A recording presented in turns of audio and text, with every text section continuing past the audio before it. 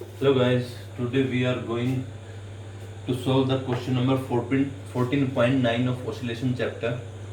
Let's see what the question is. What is the length of a simple pendulum which ticks second? जो second टिक करता है, हमें simple pendulum के उस simple pendulum की हमें लेंथ निकालनी है। सो अगर हम इसकी लेंथ निकालना चाहते हैं तो हमारे पास डायरेक्ट फॉर्मूला है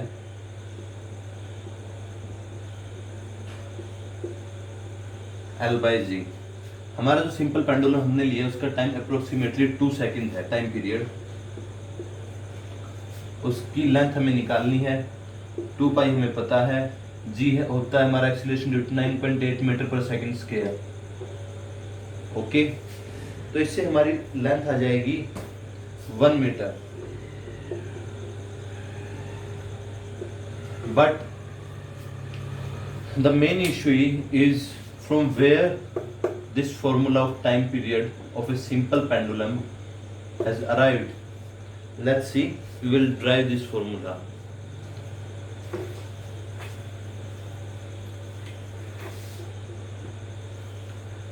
So सबसे पहले हम एक सिंपल पेंडुलम लेते हैं।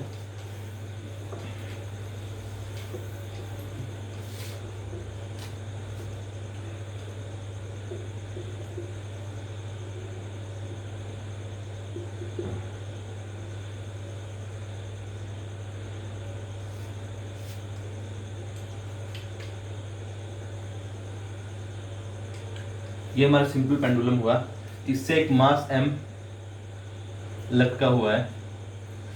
सो यहाँ पे ये एंगल बना रहा है थीटा और ये होगी इसकी मीन पोजीशन। सो इस मास पे अगर ये यहाँ पे होता, यहाँ पे, और हमें इसका टाइम पीरियड निकालना है, अगर ये यहाँ पे होता तो हम इसका टाइम पीरियड निकाल ही नहीं पाते क्योंकि ये अपनी पोजीशन पे फिक्स होता। हम इसको यहाँ पे लेके जाते हैं। इस मास जो ये m है, इस पे 2 फोर्स अप्लाई हो रहे हैं इस टाइम। एक फोर्स है along this string, this is negligible mass string and inextensible. What does inextensible means? It will not get stretched. So ये हमारा फोर्स हो जिसे हम कहेंगे टेंशन, और दूसरा फोर्स होगा जो नीचे की तरफ होगा, ये होगा हमारा mg। इस mg को हम, जो वेट है, इसको हम 2 कंपोनेंट में डिवाइड कर लेते हैं। हमारा जो सिंपल पेंडुलम है इसकी मोशन इस तरफ होगी, तो हम इसको एक इस पार्ट में ब्रेक कर लेते हैं और दूसरा हम इसको इस कंपोनेंट में ब्रेक कर लेते हैं। ये होगा हमारा mg cos थीटा, ये होगा हमारा mg sin थीटा। ये एंगल हमारा यहाँ पे थीटा है तो ये भी क्या होगा, थीटा ही होगा। ये बिल्कुल एक स्ट्रेट लाइन में है दोनों, तो ये हमारा एंगल क्या होगा, थीटा। ये हमारा mg cos थीटा कंपोनेंट हुआ, mg sin थीटा कंपोनेंट हुआ। इस mg को हमने कंपोनेंट में ब्रेक कर लिया है।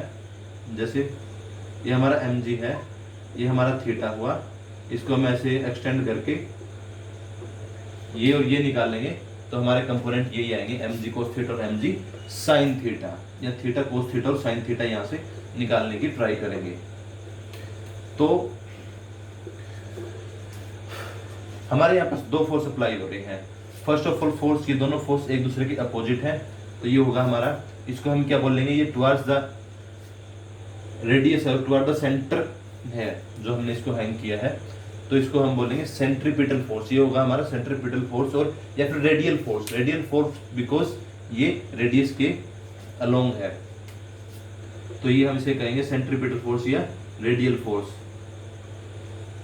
रेडियल फोर्स या सेंट्रीपिटल फोर्स।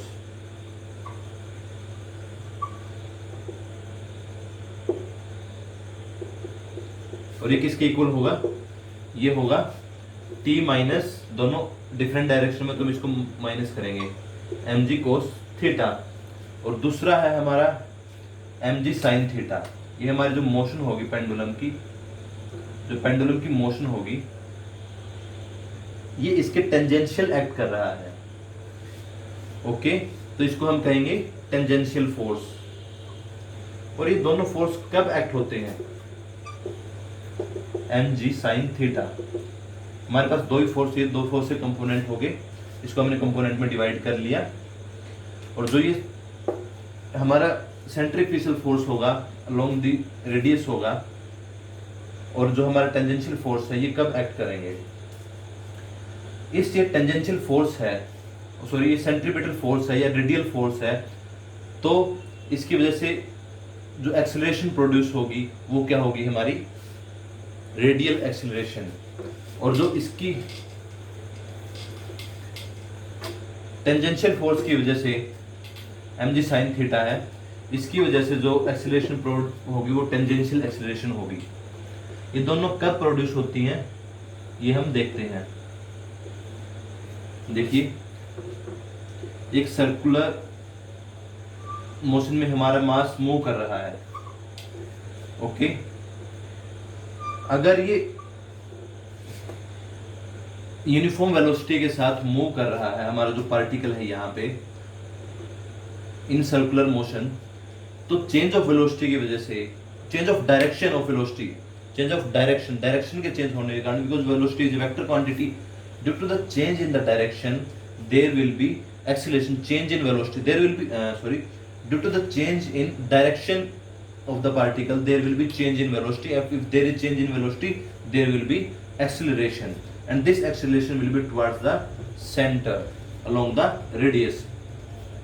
So ये होगी हमारी centripetal acceleration, yes फिर centripetal force, centripetal acceleration. If और अगर हमारा ये पार्टिकल है जो,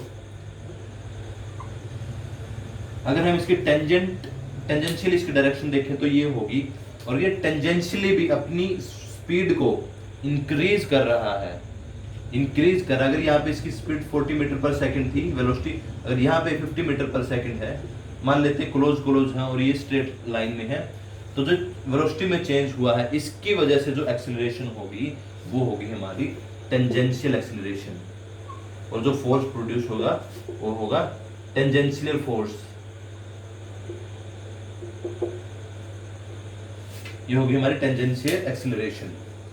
सो हमारी जो सर्कुलर मोशन होती है उसमें हमारे पास दो प्रकार की एक्सेलरेशन होती है या दो प्रकार की फोर्स होते हैं। एक तो फोर्स होता है जब वो यूनिफॉर्मली मूव कर रहा है, यूनिफॉर्मली मूव कर रहा है तो यूनिफॉर्म स्पीड के वेलोसिटी के साथ मूव कर रहा है, तो चेंज इन डायरेक्शन के कारण चेंज इन वेलोसिटी होगा, उसके कारण जो एक्सेलरेशन प्रोड्यूस होगी उसे कहेंगे सेंट्रीपिटल एक्सेलरेशन। और जब वो लीनियरली जैसे मूव कर रहा है तो साथ में अपनी स्पीड भी इंक्रीज कर रहा है, यूनिफॉर्मली मूव नहीं कर रहा, तो उसकी वजह से टेंजेंशियल एक्सेलरेशन होगी। तो हमारे सिंपल पेंडुलम में ये टेंजेंशियल एक्सेलरेशन क्यों आई? मान लेते हैं ये सर्कुलर मोशन में मूव कर रहा है, ओके, तो यूनिफॉर्म वेलोसिटी अगर होती तो सिर्फ एक ही एक्सेलरेशन होती, वो थी सेंट्रीपिटल एक्सेलरेशन या सेंट्रीपिटल फोर्स। बट जो हमारा पेंडुलम होता है उसकी स्पीड है वो थोड़ी चेंज हो जाती है, वो यूनिफॉर्मली मूव नहीं करता, तो इसलिए ये टेंजेंशियल एक्सेलरेशन भी, ये टेंजेंशियल कंपोनेंट हमारा यहाँ पे एक्ट कर रहा है। तो हमें पता लग गया कि हमारे पास दो फोर्स एक्ट कर रहे हैं, दो प्रकार की फोर्स दो है, तो एक्सेलरेशन भी दो प्रकार की हुई जो पेंडुलम की मोशन होती है। अब हम इसको आगे करते हैं। अब हम क्या करते हैं, हम टॉर्क निकालते हैं।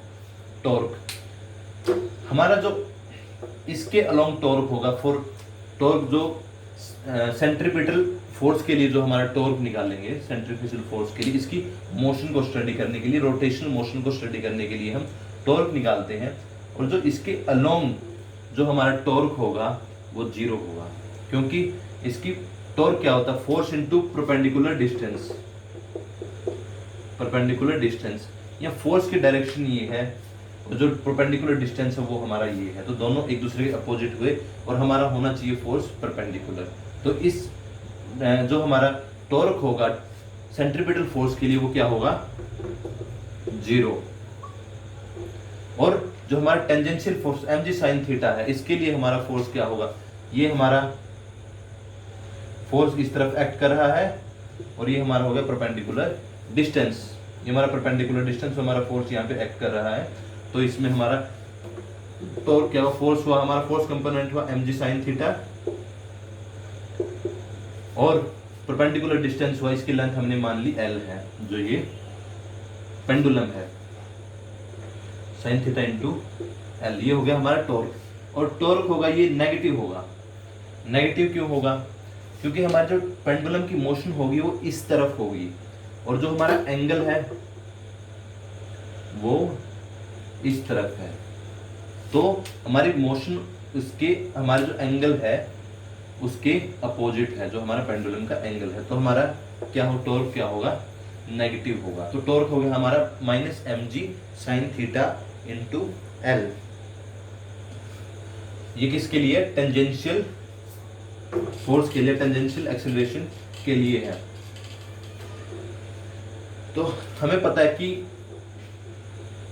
न्यूटन सेकंड लॉ के according force equal to mass into acceleration होता है। अगर हम इसको रोटेशनल मोशन में देखें तो फोर्स को हम क्या कह सकते हैं, टॉर्क, मास को मोमेंट ऑफ इनर्शिया आई, और एक्सेलरेशन को एंगुलर एक्सेलरेशन, एक्सेलरेशन को एंगुलर एक्सेलरेशन से डिनोट कर सकते हैं।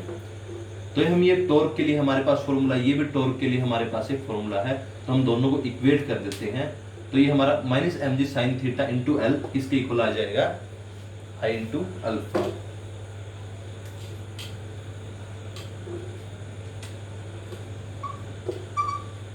अल्फा, तो यहां से हमारी क्या आ जाएगी, एंगुलर एक्सेलरेशन।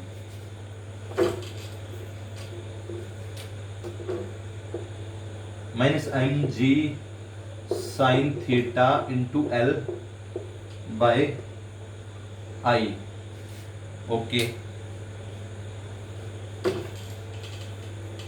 ये होगी हमारी एंगुलर एक्सेलरेशन।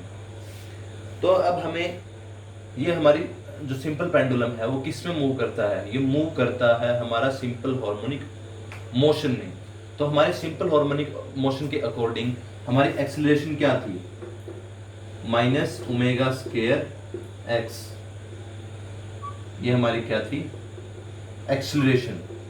अब हमारा जो सिंपल हार्मोनिक मोशन थी उसका हमने, वो भी रोटेशनल मोशन थी, उसका प्रोजेक्शन हमने इस पे लिया था डायमीटर के अलोंग। ओके, तो ये हमारे रोटेशनल मोशन के लिए ही हमारी क्या थी, एक्सेलरेशन थी। तो ये हमारे पेंडुलम सिंपल मोशन में मूव करता है, तो हमारे पास एक्सेलरेशन क्या निकली थी, माइनस ओमेगा स्क्वायर एक्स। और हमने जो एंगुलर एक्सेलरेशन निकाल ली है इस पेंडुलम के माध्यम से, इसकी वेलोसिटी और इससे, इसके फुल वेलोसिटी और एक्सेलरेशन के फॉर्मूले से इससे निकाली, वो आ गई हमारी ये। तो अगर हम इन दोनों फॉर्मूले को इक्वेट करते हैं, हमारे पास यहाँ पे साइन थीटा है, और जो थीटा एंगल होता है वो हमारा बहुत स्मॉल एंगल होता है, तो हम साइन थीटा को थीटा से भी इक्वेट कर सकते हैं। माइनस mg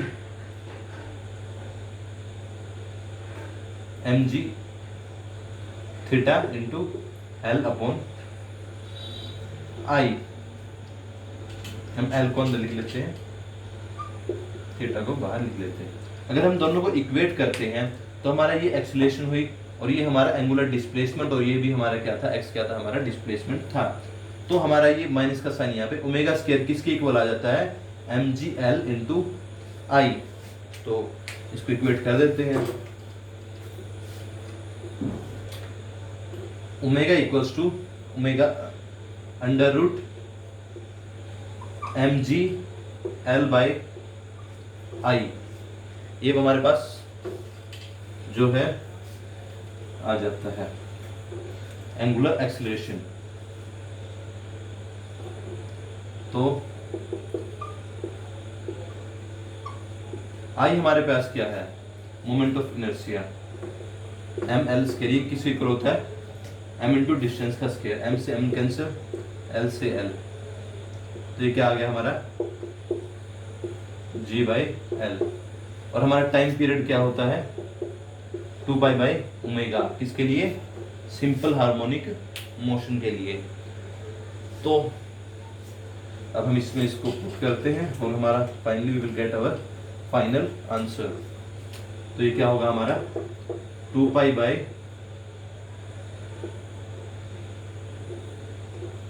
ये एल ऊपर चला जाएगा, एल बाई जी। ये आ गया हमारा time period for a simple pendulum, अगर हमें किसी भी सिंपल पेंडुलम का, जो हमने डायरेक्ट फॉर्मूला यूज कर लिया था, अगर हमें सिंपल पेंडुलम का टाइम पीरियड निकालना, उसकी लेंथ निकालनी है, तो हम इस फॉर्मूले से निकाल सकते हैं। ये हमारा डेरिवेशन हुआ time period of a simple pendulum. So आज यही फिनिश करते हैं। Thanks a lot.